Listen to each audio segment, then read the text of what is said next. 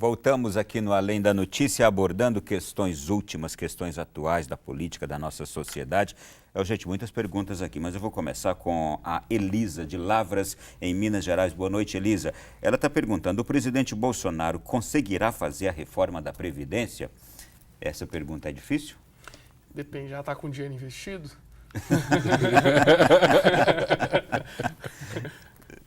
Bom, Elisa, deixa eu tentar te responder. Eu acho que é a primeira grande reforma do governo. Ele vai aprovar essa reforma da Previdência. Agora, o que a gente precisa ficar de olho é saber qual reforma da Previdência será aprovada. Se vai ser a reforma do Paulo Guedes ou se vai ser uma reforma mais politizada do Rodrigo Maia Bolsonaro, que já, de uma certa forma, flexibilizou parâmetros dessa reforma da Previdência. Isso é tão importante que, de ontem para hoje, o próprio ministro, o superministro da Economia, já deu declarações de que, se for desidratada demais essa PEC que ele está colocando para votação do Congresso Nacional, provavelmente ele possa sair também. A gente não sabe se ele falou sério, se era uma brincadeira, mas em política a gente nunca diz o que não deve, né?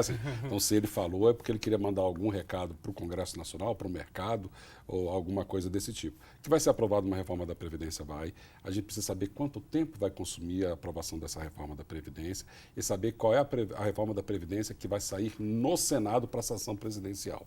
Porque a que entrou na Câmara a gente já conhece muito bem. Qual poderá ser o maior empecilho nesta... Na reforma que será aprovada? Será o quê? A parte que envolve servidores públicos, militares. A gente tem ouvido muita crítica, e eu acho que isso parte muito da oposição, de que o pobre vai pagar mais, o pato mais alto. Só que a gente, lendo, estudando a questão, a gente vê que o pobre não vai ser o pobre. A proposta mais dura na reforma está sendo para funcionalismo público, e provavelmente vem aí também, não sei como é que vai ser a parte dos militares, mas se está divulgando uma coisa que não é a real também da reforma. O que você acha que vai ser a maior dificuldade? Olha, eu vou fazer um papel polêmico aqui e dizer que se tem um extrato da sociedade que vai sofrer menos com essa reforma, vai ser a população mais pobre.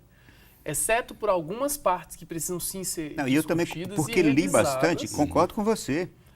Tem partes ali que precisam ser discutidas e revisadas. A gente pode ver um BPC melhor, a gente pode rever a questão da aposentadoria rural. Acredito que essas camadas extremamente necessitadas... Eu não tenho dúvida que isso vai ser revisto. Exato, e precisa. Essas camadas extremamente necessitadas precisam ser atendidas. Sim. Beleza.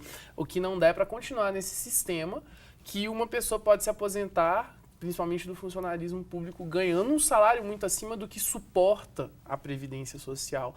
Existem muitos problemas com o sistema de Previdência Social e um deles é esse. Tem também os gatilhos de arrecadação, a forma como o governo vem investindo ou não pagando a Previdência nos últimos 20 anos e daí para frente. O ponto que vai ter mais dificuldade é basicamente tudo que mexe no servidor público.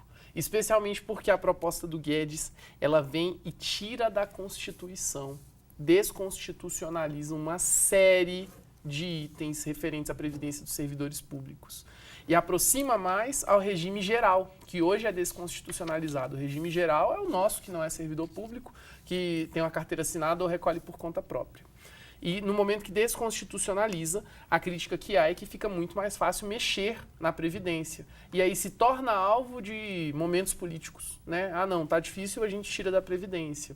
Esse é um ponto que vai dar problema, porque mexe com tudo. E no momento que desconstitucionaliza, você torna realmente mais fácil de mexer, e isso vai trazer os servidores públicos para irem à carga contra a reforma da Previdência.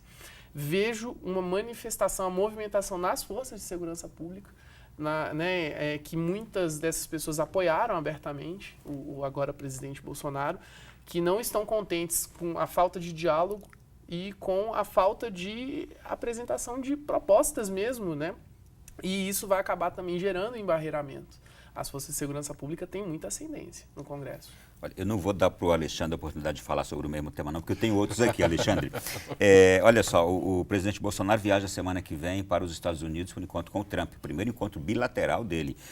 Aos críticos do presidente falam que o Brasil está entregando sua soberania aos Estados Unidos, o Bolsonaro está se rendendo ao Trump. Pergunto, é uma oportunidade ou é um erro essa aproximação com os Estados Unidos, do governo Bolsonaro? A gente vive numa economia globalizada, né? Ou seja, e a gente deve manter relações com todas as economias que, de uma certa forma, rezam a cartilha da democracia antes de mais nada. Né? Então, a gente precisa conversar com os Estados Unidos, sim, é um player importante econômico nosso, né?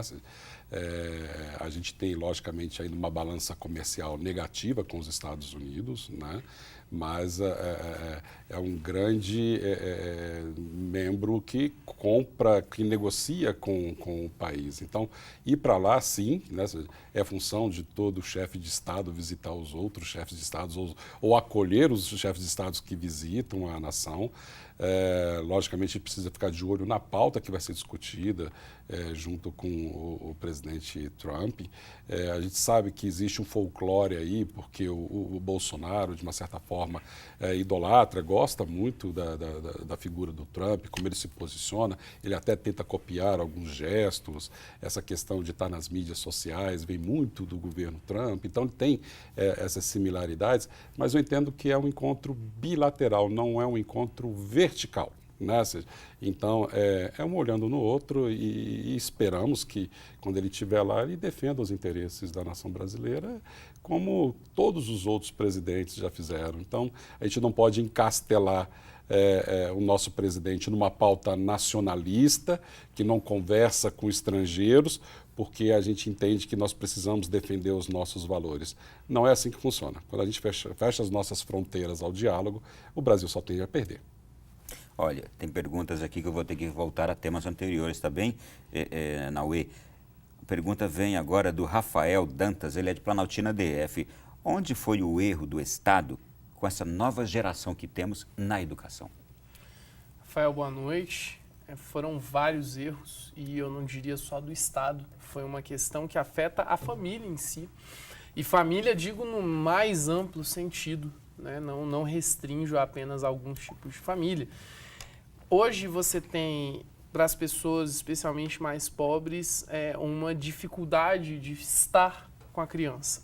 A pessoa precisa sair cedo para trabalhar, volta tarde. A criança, às vezes, chega do colégio e precisa ficar na sua casa sozinha. E quando você tem um contexto de hiperinformação, na medida em que, basicamente, hoje é mais fácil para quase qualquer pessoa, exceto as muito excluídas mesmo, ter acesso à internet, ainda que por meios mais restritos, seja por uma promoção do WhatsApp, alguma coisa assim, existem formas bem baratas de acessar. Essas crianças, esses jovens acabam se educando sozinhos.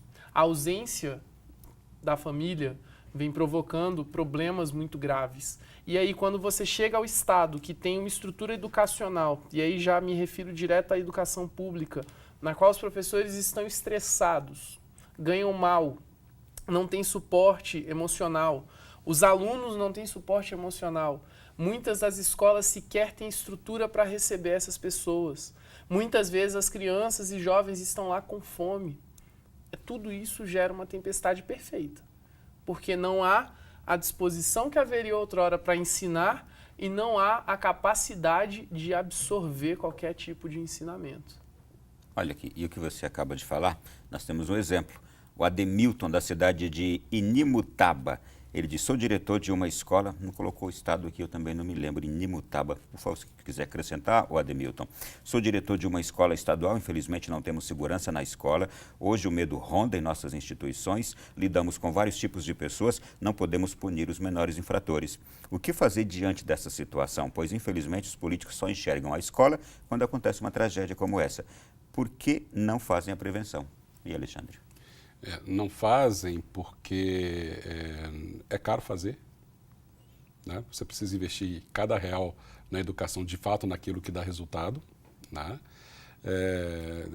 Pode ser conveniente também não fazer. Você mantém toda uma população bestializada à mercê desses líderes comunitários, esses políticos. Então, a gente tem alguns problemas muito sérios. Ele é um diretor de escola, ele hoje administra, para falar a verdade, não é um centro educacional, ele administra um centro de conflitos. Principalmente porque dentro desse ambiente não existe mais o respeito. O aluno não respeita mais o professor não respeita mais o diretor, a comunidade não respeita mais a escola. o professor não respeita mais o Estado. Né? Então, quando a gente tem essa situação em que cada um olha para o seu lado, não tem como você criar um centro educacional de excelência, você vai criar um centro de conflito. E o resultado de ontem foi um conflito ao nível extremo, que eram ex-alunos dessa instituição de ensino que foram, de uma certa forma, dar o seu revide a tudo aquilo que eles acharam que receberam dessa comunidade. E vou dizer só mais um adendo.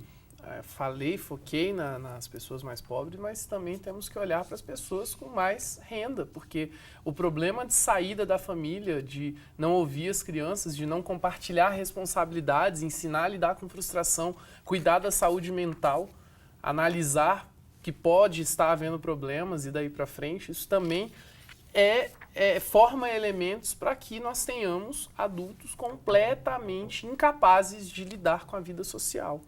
A gente precisa rever assim, profundamente a forma como estamos lidando com as nossas crianças.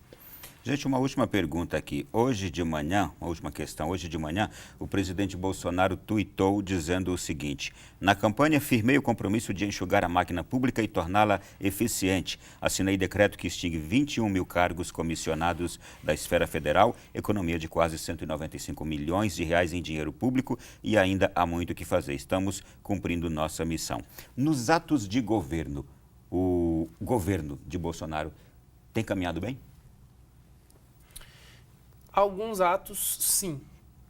Existem atos que são muito elogiosos. Existem atos que precisam, sim, de palmas. A gente precisa olhar, tem que sair do discurso de campanha, precisamos ser críticos construtivos. Existem atos que nós precisamos, sim, olhar e dizer que legal. Ele está tentando fazer alguma coisa diferente. No entanto, aí já voltamos para a crítica. Você tem 30 segundos. Tá, alguns atos acabam sendo imbuídos de muita ideologia e aí a gente vê uma perda, né, daquilo, inclusive, que é bom. A gente viu no começo o que aconteceu, né, quando houve aquela exoneração em massa e o governo parou por muito tempo porque, né, tentaram despartidarizar a coisa e acabou ficando tudo ruim. Mas existem atos, sim, que são bem elogiosos. Alexandre. Esse é um ato que eu aplaudi muito, né? Esse é o gestor trabalhando. Né? O executivo, de fato, gerindo essa empresa chamada Brasil. Né? A gente tem que entender, logicamente, que o governo não é só uma pessoa. Né? A gente tem uma esplanada dos ministérios, nós temos lá ministros, cada um com a sua cabeça. A gente não tem ainda uma unicidade das decisões de governo. Nós vemos muito a questão da correção do governo central. O ministro faz uma coisa, o governo vai lá ter que recorrigir, né? Até mesmo a gente está vivendo nesse momento uma disputa dentro do próprio Ministério da Educação, né? De pessoas que estão fora do Ministério que mandam mais do que o ministro. Né? Então a gente está criando algumas situações de completa preocupação, mas a decisão dessa de cortar cargos em comissão linearmente para que possa gerar economia para o Estado, sem dúvida nenhuma, é elogiosa, porque está fazendo com que sobre mais dinheiro e espero que esse dinheiro seja melhor investido em favor da população. Em 30 segundos, essas idas e voltas, esses desencontros, esses desajustes que o governo teve até agora, decisões tomadas, voltadas atrás, não seria, inclusive, compreensível pelo fato de ser um governo completamente inexperiente, que que quis começar tudo do zero de um jeito completamente diferente? Eu acho que não. Se é para ser presidente da República, nós tivemos um período de transição, um governo de transição, que serviu justamente para que esse governo se preparasse para já no primeiro dia de governo pudesse atuar em favor daquilo que ele se propôs na campanha eleitoral até. Né? Então, eu acho que tem que pensar da seguinte forma. Lógico que é começo de governo, mas tem que dizer que exatamente no momento que nós estamos conversando hoje, 6,5% do governo, do tempo de governo, já passou. Se ele achar que precisa ter algum aprendizado, quando é que ele vai começar a governar? É bom parar de errar, né? Exatamente. E, complementando, a postura de humildade é boa, excelente. Sim. Mas não pode partir uma decisão do presidente da República que a gente não sabe se vai se manter. É preciso haver alguma previsibilidade, senão há muita instabilidade. E gera descrédito. Vamos embora? Vamos embora. Está acabando o programa. Obrigado, Naue. Obrigado a todo mundo que nos assistiu. Obrigado, Alexandre. Prazer, e até Naue. a próxima. Alexandre, foi um prazer. Mais uma vez, Ronaldo, à disposição aqui dos seus telespectadores, que participam bastante, né? São pessoas conectadas, estão sempre colocando a gente em umas saias justas, mas espero que tenha dado tudo certo. Gente, obrigado a vocês também que estiveram conosco até agora. Esse programa pode ser revisto no nosso canal no YouTube, Além da Notícia. Procure lá também no Facebook. Até semana que vem com um novo programa, um novo tema também atual. Fique com Deus. Até lá.